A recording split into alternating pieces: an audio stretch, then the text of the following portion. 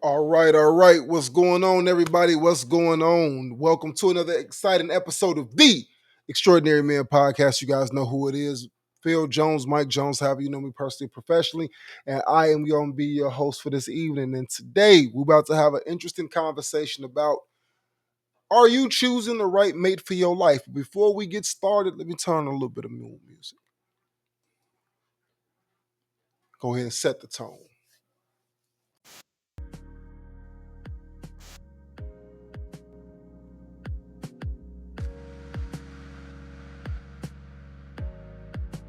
All right. Hopefully you guys can hear that in the background. Hopefully it does everything that I needed to do and more.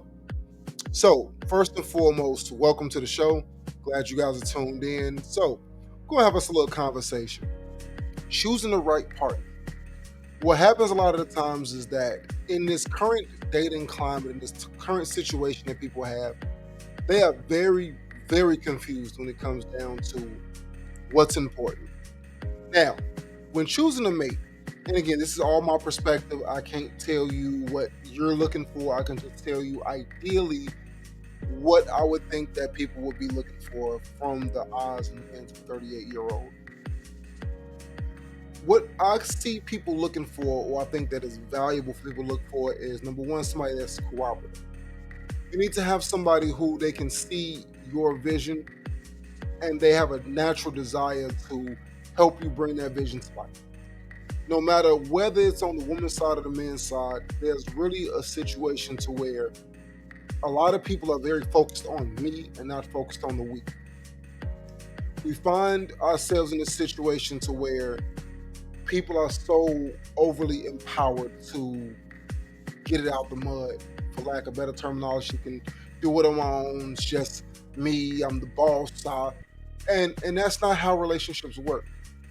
A lot of times we find ourselves in places where we close our partners out, or we don't necessarily incorporate them into the large picture of what it is that we're trying to do.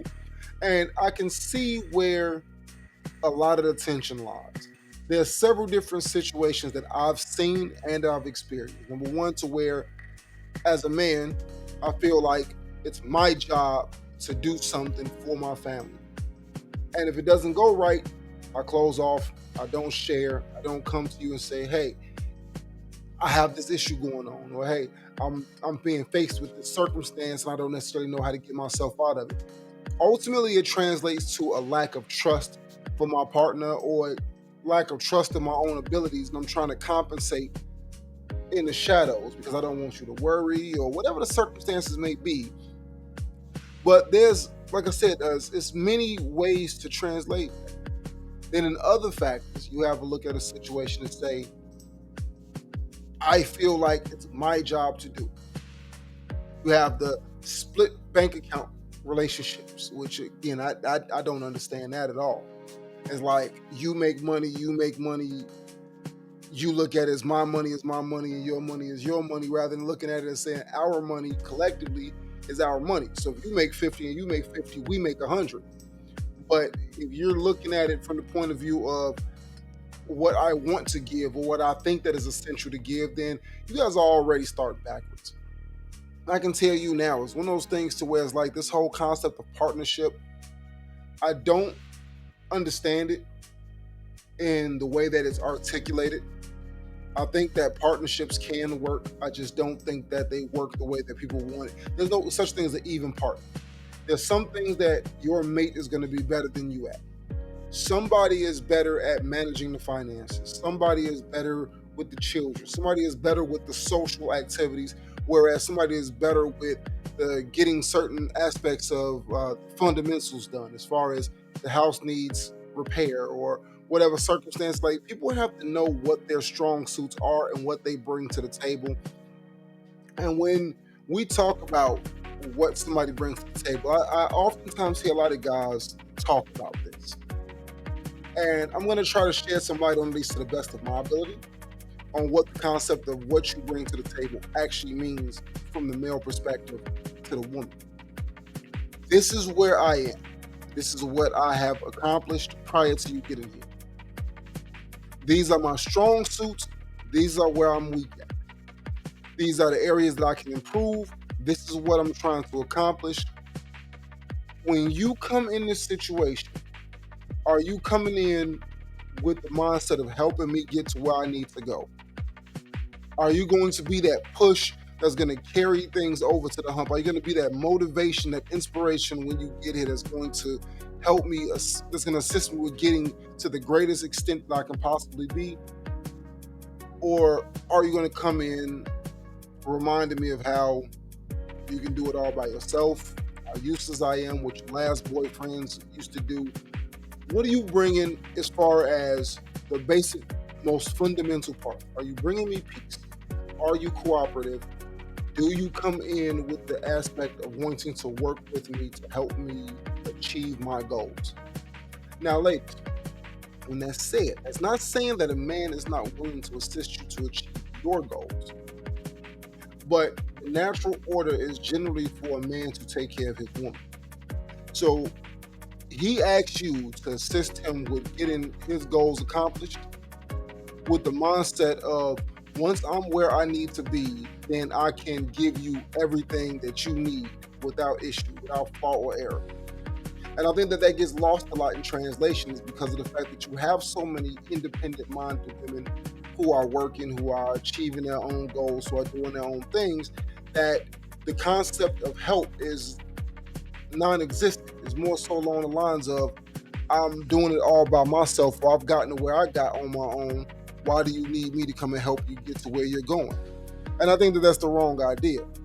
I think that a lot of times we don't understand that it is not about where I am today, more so than where I will be and how your contributions will help to get to that place. So I'm going to play you guys a little video. You know, I like to be able to bring a little bit of something to the table, a little bit of something to the mix. So let me go ahead and pause the music really quick. And I want you guys to check this out. I want you to tell me what you guys think in the comment section below after you guys checked it out. It's a little excerpt I saw on Facebook that I thought was pretty insightful as far as what this gentleman himself said, as far as guys that he have met that were in certain income brackets or certain goal orientations, and what he and guys similar to himself were looking for. So let me go ahead and play this clip for you, and I'll get right back with you guys.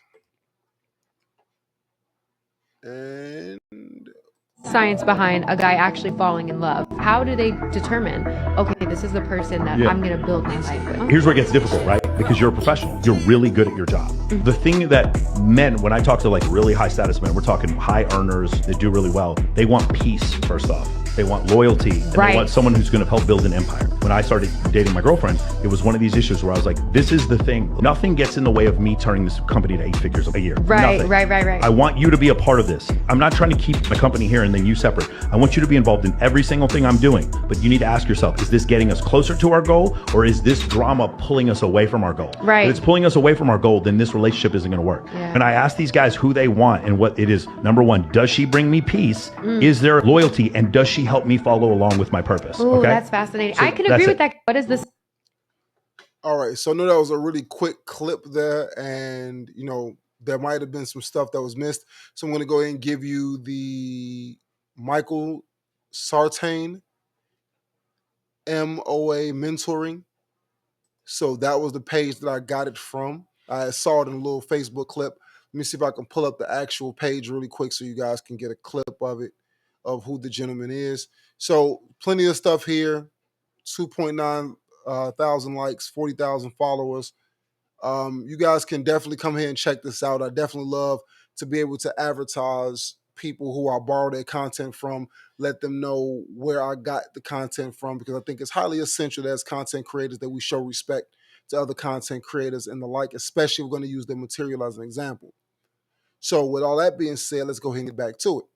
So with what was being said there, he stated loyalty, peace,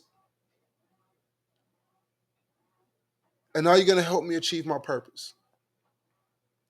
Will you help me achieve my purpose? Do you desire to come in and help me reach the pinnacle of my success?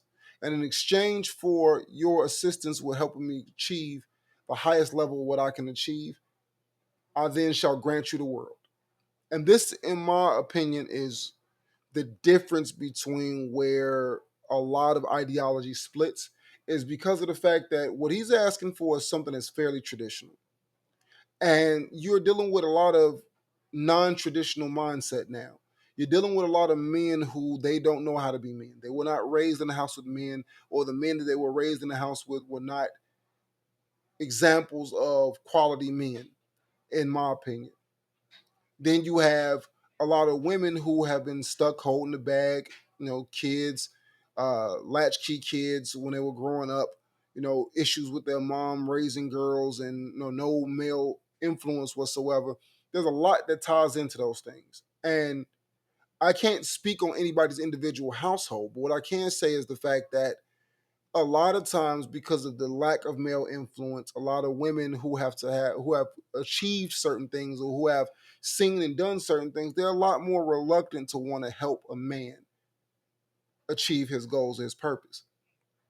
That's why you find a lot of these younger women who they are under the impression of a man should already have it established before she walks in the picture. And I do believe in a part of that. I do believe that a man should already have his purpose before he starts trying to date. He should already have some idea, some semblance of what he's trying to do. He may not always be there, but he at least has a goal. And one thing that I do know about the women that I have seen in my lifetime is that most of them like to have the option of, when they come into a situation, being able to choose for themselves if that's the situation for them. So if we're going to go the entrepreneur route and we're going to grind out this company, a lot of women want to know, is that what we're doing? It's not a switcheroo. And I was one of these guys early on to where I played on the fence. And I won't say played, but I was very immature. I wanted to be a musician, but then I wanted to work this job. And then I sent out a lot of mixed signals and a lot of mixed variables, which made it very hard to follow my leadership because I was leading her nowhere. And it took me a while to be able to catch my foot and realize, okay, I found a good patch, a good financial situation, a good thing. Let's go in this direction. But then a lot of debt came in and a lot of other things that you had to start reversing the effects of a lot of the situation that you had put yourself in. So, speaking for myself, having the right partner to grind these things out with you is essential. But I do believe that if I had to rewrite the story, I would have had my stuff together a lot more than I did prior to. And I think that that's where I dropped the ball. And I think that's where a lot of young men drop the ball, is that they are not understanding that you'll get the best results from a woman that you're trying to court if you are walking in a purpose, if you're on your way somewhere, if you're leading into a direction. A woman generally would like to be confident in her man's ability to lead her somewhere. I failed at that. And it took me a long time to catch my footing. But you can see it in a woman to where she is losing faith in your ability to lead. You can see it in her actions. You can see it in her motions. You can see it in her demeanor. You can see how she starts to move, how she starts doing things like, if she's not going back to school, then she goes back to school. If she starts to do certain things in career advancement and stuff that she wasn't really calibrated to do, is because in her mind, and again, I can't speak for a woman's mom, but sometimes I do think that women are preparing themselves for the exit strategy just in case the bottom falls out, just in case she comes to find out that you are an incompetent leader and incapable of taking her to where you promised. And I believe a lot of guys, they play on the fence and they do a lot of things because they lose faith in their own ability to lead. And then they just crash and burn. So in all of this, I'm saying to you that I do believe that choosing the right partner is essential. And a lot of people could say, how do you choose the right partner? Well, I say for women to entertain a man's time. Where is that man's going? Don't worry about any of the foolishness that a man says. He can have a good job and still be lost. He can have a lot of money and still be a little boy. What are his plans? What are his long-term plans? How do you fit in those long-term plans? Do you see yourself being a part of that? Do you see yourself being willing to motivate him and encourage him and build him into these things, to catch him when he's at a low point and help him to blossom in those areas when he's falling short wherever he is? Is he willing to reciprocate, to say, okay, after I've done for you, I also have dreams and goals and ambitions that I would like to accomplish.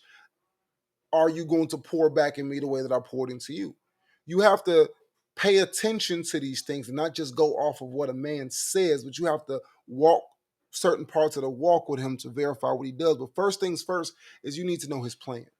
You need to know his plan, short term, long term, and you need to see if you find yourself in a space to where you can accommodate that plan. So now, guys, what are you looking for in a potential mate? Cooperation. Does she have a peaceful spirit and a peaceful nature? One of the things that I always say is one of the biggest red flags for me is that if you ask a woman about her exes, does she ever say what she could have done better? Signs of humility, signs of self-awareness. If the first things come out of her mouth is, oh, he was a narcissist, oh, he was this type of guy, he took advantage of me. If there's zero accountability that comes out of her mouth, that's generally a sign that she's still immature. You have to really pay attention. And a lot of the times we judge things based off of looks. We judge things based off of sexual prowess. We don't judge things based off of the words that are coming, because a woman will tell you everything that you want to know. But if you're not asking the right questions, I want to know about your past, not necessarily your sexual past. It's kind of irrelevant to me at that point. But what I do want to know is, do you take accountability? Do you take accountability? And is it come easy to you to take accountability for your actions, for the part that you played in the situation? Even if that man was 99% wrong, for that 1% that you played in it, are you capable of taking accountability for that? And that 1%, that small mustard seed of accountability, will tell you everything that you need to know about whether that woman is mature enough to walk the walk with you. Now, a lot of women will put up with a lot of stuff if she believes in you. So if you're not ready to walk that walk, don't waste her time. Alongside all of that, you have to take into consideration the fact that you as a man are held to a standard, that if anything goes wrong, it's your fault, regardless, because you're supposed to be in control of a situation. So don't enter a situation before you had your big three taken care of. And I say this almost every podcast, and I stand on it. Your emotional health needs to be in check. Your finances, you need to be able to take care of yourself. And number three, you need to have your household in check. You have to be able to provide yourself a place to live. Those bare minimum three things, if you could take care of those, everything else will start coming to you. But if you can't take care of those three things, they have a tendency to overlap one another, and where you might have two out of the three, one will be the crippling factor that will destroy the house. And you incorporate a woman into that, let's face it, all it's going to do is expose just how much more that you lack in reality. So guys, girls, ladies, women, children of all ages, whatever you want to call it, all I can say to you is, when it comes down to picking the right spouse or picking the right partner, there has to be an understanding before you enter into these contracts with these people.